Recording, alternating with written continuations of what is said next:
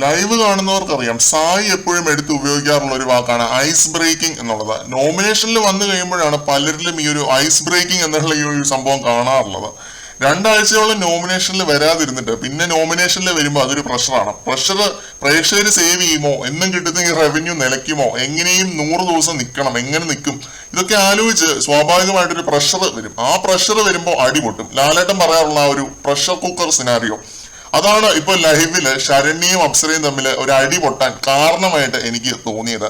രണ്ടുപേരും ഈ ആഴ്ച നോമിനേഷനിലുണ്ട്. ഇതുവരെ കാര്യമായ ഒരു ഇമ്പാക്റ്റും ഈ സീസണിൽ ഉണ്ടാക്കിയില്ല. ഏറ്റവും ഇമ്പാക്ട് ഉണ്ടാക്കാത്ത രണ്ടുപേരാണ്. പ്രേക്ഷക പിന്തുണ കുറവാണ്, അല്ലെങ്കിൽ ഇല്ല എന്ന് തന്നെ പറയാം. ഉണ്ടാവാനായിട്ട് എന്തെങ്കിലും ചെയ്തിട്ട് വേണ്ട. നമുക്ക് ലൈവിലേക്ക് വരാം.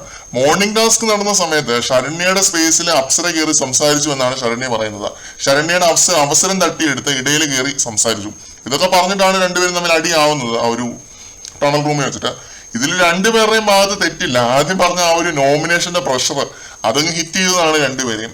അതാണ് ഇങ്ങനെയുള്ള ചെറിയ ചെറിയ വഴക്കുകൾ ഉണ്ടാവാൻ മെയിൻ കാരണമായിട്ട് ഞാൻ കണ്ടിട്ടുള്ളത് ഇതുവരെ ബിഗ് ബോസ് കണ്ടത് വെച്ചിട്ട്. പിന്നെ ശരണ്യ കുറച്ച് ബഹളം വെച്ച് കഴിഞ്ഞപ്പോഴത്തേക്കും അപ്സര ആകെ ഇമോഷണൽ ആവുന്നുണ്ട്, പൊട്ടിക്കരയുന്നുണ്ട്. ഇങ്ങനെയുള്ള കാര്യങ്ങൾ പറയുന്നത് എനിക്ക് കരച്ചിൽ വരും എന്നൊക്കെ പറഞ്ഞിട്ട് കരയുന്നുണ്ട് അവിടെ ഇരുന്നിട്ട്. പിന്നെ നന്ദൻ ശരണ്യനെ പിടിച്ച് മാറ്റിക്കൊണ്ട് പോകുന്നൊക്കെയുണ്ട്. അതായിരുന്നു ശരണ്യ അപ്സര ഫൈറ്റ്. ഒരാഴ്ച മുന്നേ ഉണ്ടാവേണ്ട അടിയായിരുന്നു. ഇപ്പോഴാണ് നോമിനേഷനിൽ വന്നത്. അതുകൊണ്ട് ഇന്നത്തേക്ക് പോസ്റ്റ്പോൺ ചെയ്ത് വെച്ചതാണെന്ന് തോന്നുന്നു രണ്ടുപേരും. അതാണ് എനിക്കിത് കണ്ടപ്പോൾ തോന്നിയത്. കൂടുതൽ ലൈവ് അപ്ഡേറ്റുകളുമായിട്ട് വീണ്ടും കാണാം.